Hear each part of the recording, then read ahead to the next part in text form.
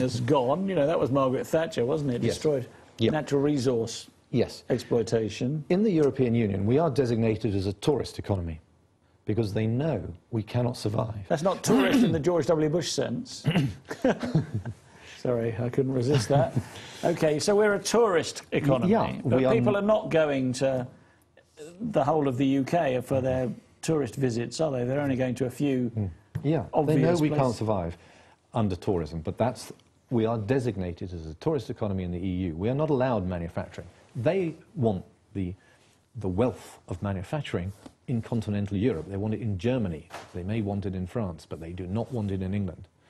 So that's why we've been forced to close down our manufacturing. The Rover car company was closed down by the European Union. 400 million went missing. The Rover car company was sold to friends of Tony Blair for £10. Yeah. The Phoenix, they formed a little company called the Phoenix Corporation and bought it for 10 quid. They took 17 million out in salaries in the first year, and Rover had a hole in it of 400 million that had just disappeared. And of course, what would normally happen is the 400 that had been taken would be replaced by the government to keep one of our major car companies going. But no, we weren't allowed to under European competition rules. Now, these competition rules do not apply in Europe. Renault and Citroën can have as much aid as they want. But we're Britain. It's Britain that has to be destroyed. It's Britain that's not allowed a manufacturing industry. And Margaret Thatcher did a bang-up job of closing down manufacturing on behalf of the European Union. It was her job as a bilderberger. Okay, let's talk about the Frankfurt School, because I know you want to talk about the Frankfurt School. Yeah. First of all, what is the Frankfurt School? In 1935, the Soviet Union bosses, the Stalins of this world, were getting concerned that the workers of the world weren't uniting and losing their chains and picking up the chains of the European Union, because they really thought that they would, through revolution, end up ruling the whole world, the Soviet bosses.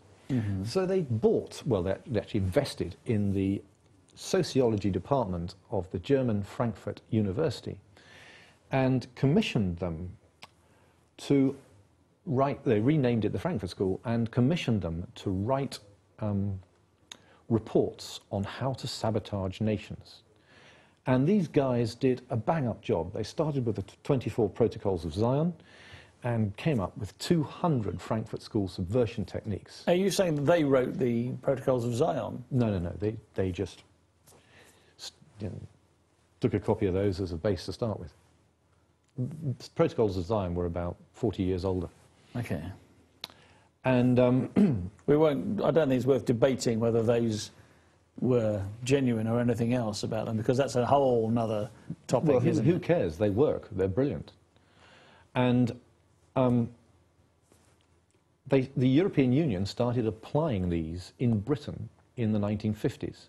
So the first thing was to empty the churches. That's the Frankfurt School subversion technique, because if you get people to stop believing in religion, you can then fill them up with other Frankfurt School subversion techniques like mindless TV, football, reality TV shows, all Frankfurt School subversion techniques to stop people thinking.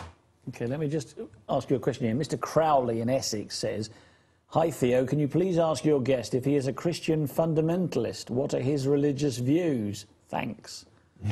Well, it seems like an appropriate time to ask that question. Are you coming at this from a religious perspective?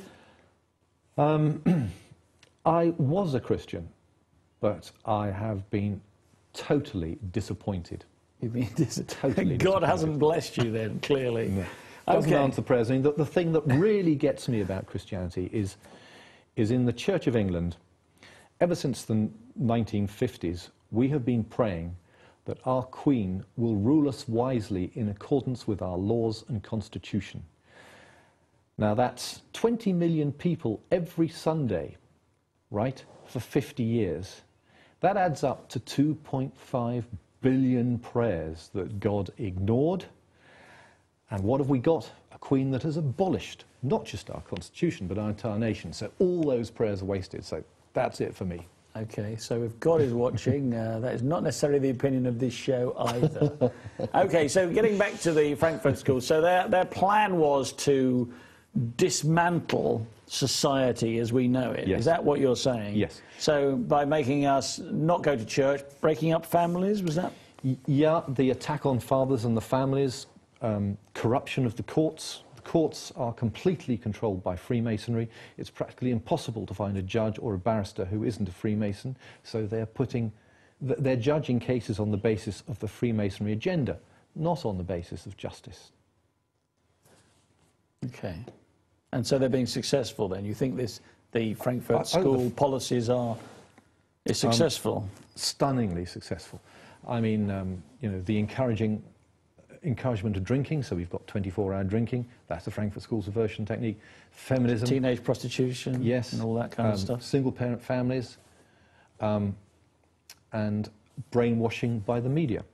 And isn't it interesting, I was reading something about pornography. You can sell it to children in this country because they fudged the law, but only in this country. Yes. Oh, that's another Frankfurt School subversion technique, of course.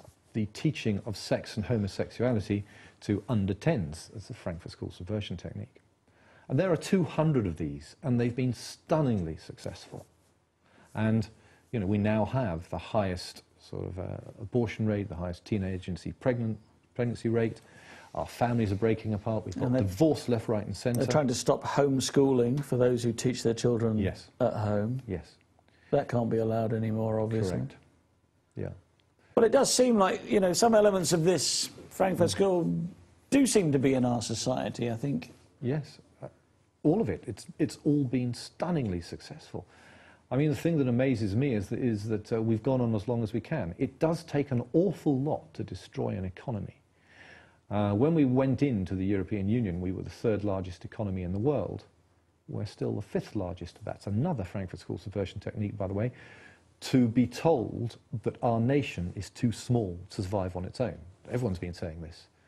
Well, we're still the fifth largest economy in the world, which means there are 200 economies, 200 nations in the world smaller than us. So if we can't survive on our own, that means there's 200 nations smaller than us who can't survive, and only 5 that can. And it's utter rubbish. And what about the cost? What about the cost that we're paying huge amounts to Europe every day, aren't we? Oh, forget that. That's minor. Oh, that's tiny. Let's look at the real costs. There are now 8,500 EU quangos in Britain. That is, quangos that we have had to open because the EU wants them. According to the Cabinet Office, who also state that the cost of them in 2007 was 167 billion. That's 12% of our entire economy of 1,330 trillion. 12% of our economy is quangos, European quangos. These are not the old British quangos that we know and love. Yeah, you're saying these are like new, foreign accented quangos. Yeah, these are quangos that have grown up in the last 10 years. Okay. Yeah, 10, 15 years.